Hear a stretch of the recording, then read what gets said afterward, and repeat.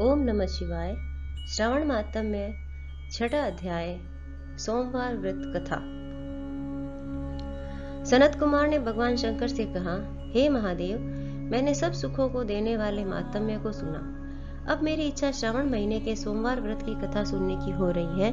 कृपया मेरी जिज्ञासा शांत करें। भगवान शंकर ने ब्रह्मापुत्र सनत कुमार से कहा, हे सनत कुमार, रवि मेरी आंख है, उसका मातम्य भी श्रेष्ठ है। क्या मैं पार्वती सहित सोम मातम्य का वर्णन कर पाऊंगा? मुझसे सोम मातम्य का जो वर्णन हो सकेगा उसे मैं तुम्हें बताने का प्रयत्न करता हूँ। चंद्रमा का दूसरा नाम सोम है। सोम ब्राह्मणों के राजा है।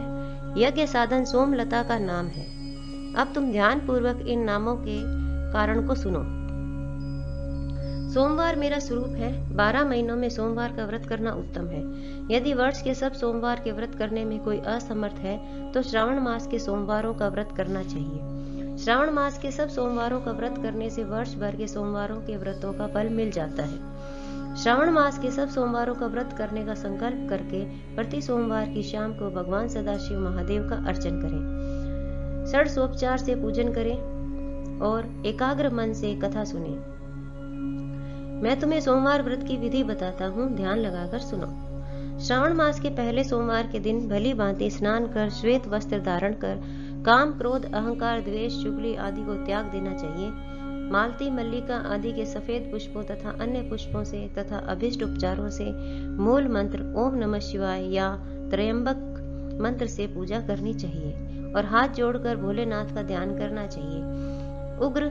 उग्रनाथ भव शशि मौली का ध्यान करना चाहिए। देवेश का मनोहर उपचारों से अर्चन करें। इस व्रत के पुण्य फलों को तुम्हें बताता हूँ। सोमवार के दिन जो भक्त पार्वती सहित मेरी पूजा अर्चना करते हैं वे पुनरावृत्ति से रहित दुर्लभ लोक प्राप्त कर लेते हैं। इस महीने के नक्त व्रत के पुण्य को संक्षेप मात्र से कहता हूँ। देव तथा दानवों से 7 जन्म के अभेद्य पाप नक्त भोजन से नष्ट हो जाते हैं। इस उत्तम व्रत को उपवास रख कर करना चाहिए। इस व्रत के करने से पुत्र एवं धन दोनों की प्राप्ति होती है।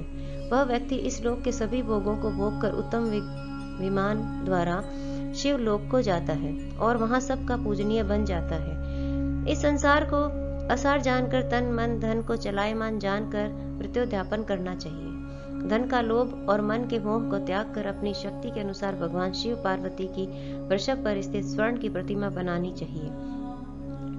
सुंदर लिंगोत्भद्र मंडल बनाकर उस पर घट स्थापित करें।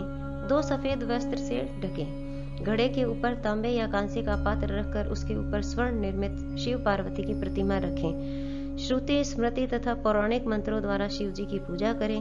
पुष्पों का मंडल बनाकर उसके ऊपर एक रमणीक चंदोवा बांधें। रात्रि जागरण करें। अपने गृह सूत्र विधान द्वारा बुद्धिमान को अग्नि की स्थापना करनी चाहिए।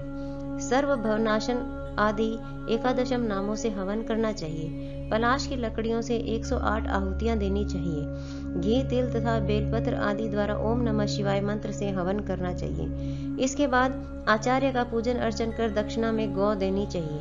11 ब्राह्मणों को भोजन कराकर उनको कांसे के घड़े देने चाहिए। देवता पर चढ़ी सामग्री आचार्य को दें और प्रार्थना करें कि मेरा व्रत पूर्ण हो। इस व्रत से भगवान शिव प्रसन्न हो।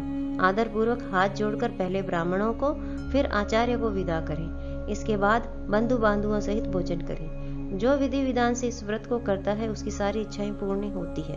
अंत में वह उत्तम विमान में बैठकर शिव लोक में जाता है और जहां उसे आदर सम्मान प्राप्त होता है। सबसे पहले सोमवार व्रत को भगवान वासुदेव ने किया। सोमवार व्रत के मातम्य को जो प्राणी सुनेगा वह भी इस व्रत के फल का भागी होगा।